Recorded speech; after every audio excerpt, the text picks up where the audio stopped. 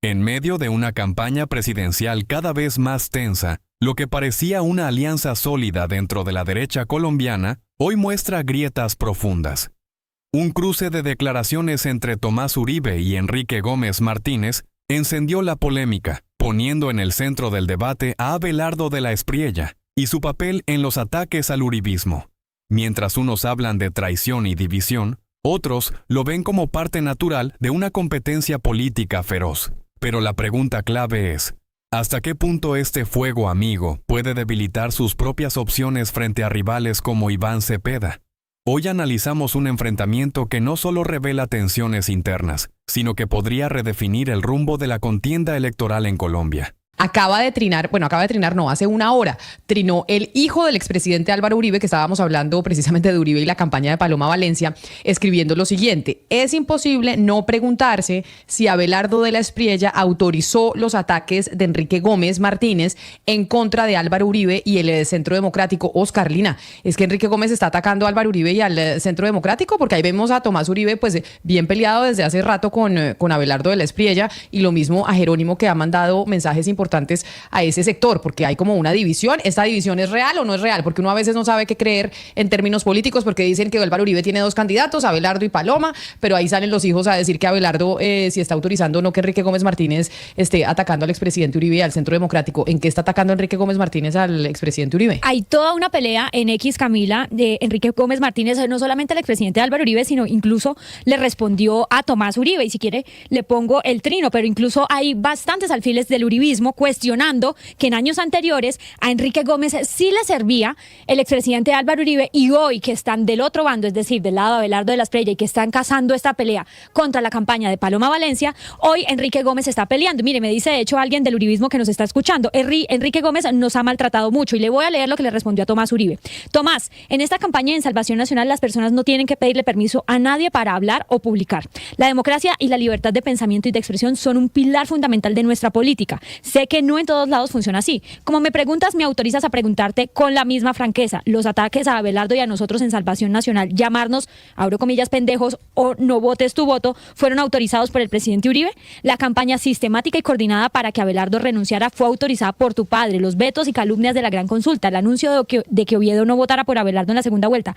Tranquilo, a diferencia de tu fórmula y de los santistas de la gran consulta, nosotros sí le cargaremos la maleta a Paloma sin complejos ni dudas, si es que es ella quien pasa a segunda vuelta, porque primero está Colombia. En fin, como te dije en la legislativa, hasta aquí dejo la discusión, me voy a seguir recorriendo el país haciendo campaña. Discutir en X contigo y con tu hermano no es eficiente, mientras Colombia necesita soluciones reales. Y es que también ha tenido, digamos, unas discusiones con Jerónimo Uribe, diciéndole que el enemigo es el candidato de las FARC, es decir, refiriéndose a Cepeda. En fin, Enrique Gómez ha estado en toda una pelea, no solo contra el expresidente Álvaro Uribe, sino contra sus dos hijos, Camila. La respuesta de Enrique Gómez Martínez no fue solo una defensa, fue un contraataque directo que cambia el enfoque del debate. En lugar de quedarse en la acusación, le devuelve la pregunta a Tomás Uribe y pone sobre la mesa un tema incómodo. ¿Quién empezó realmente esta confrontación? Gómez deja entrever que su sector no ha sido el único en lanzar críticas, y sugiere que desde el otro lado también hubo movimientos estratégicos para debilitar candidaturas, incluso antes de momentos clave como el 8 de marzo. El mensaje implícito es claro: aquí no hay víctimas inocentes, sino una disputa política donde todos han jugado fuerte. Más allá del cruce puntual, lo que plantea es una narrativa distinta. No se trata solo de ataques recientes, sino de una cadena de acciones previas que habrían tensado la relación desde hace tiempo.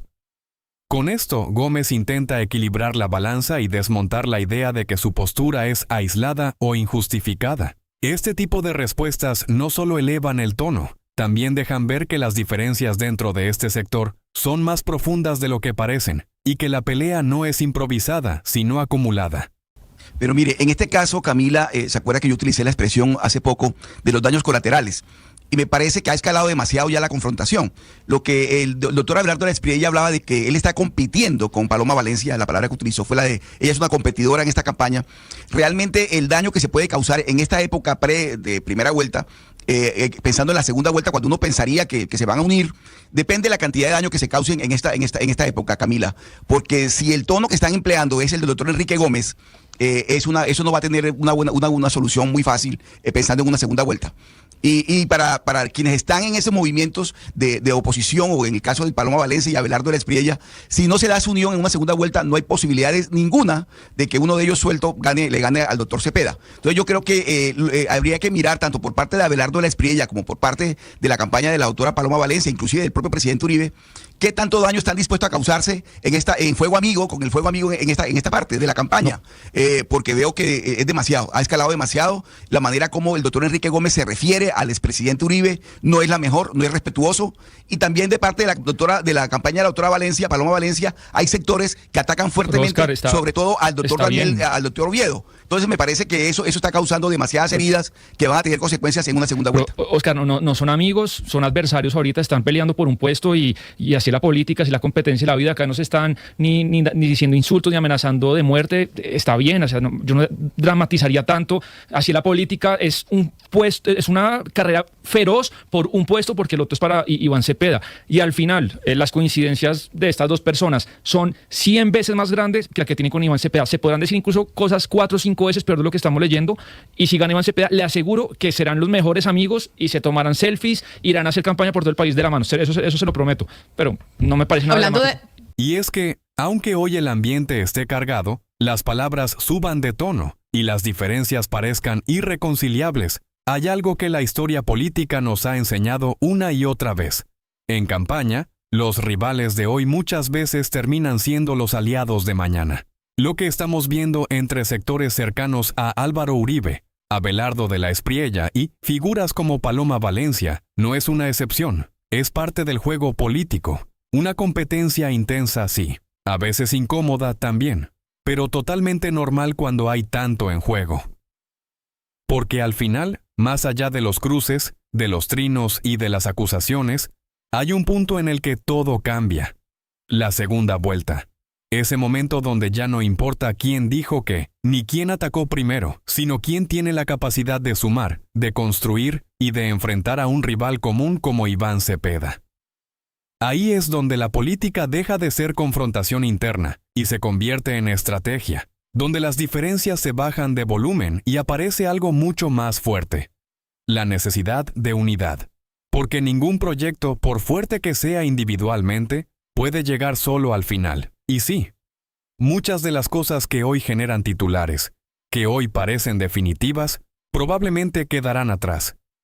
No porque no hayan existido, sino porque la realidad obliga a mirar hacia adelante. Así funciona la política. Dinámica, cambiante y sobre todo pragmática. Lo importante aquí no es negar las tensiones, sino entender que hacen parte de un proceso. Que estas disputas, por duras que parezcan, no necesariamente rompen los puentes.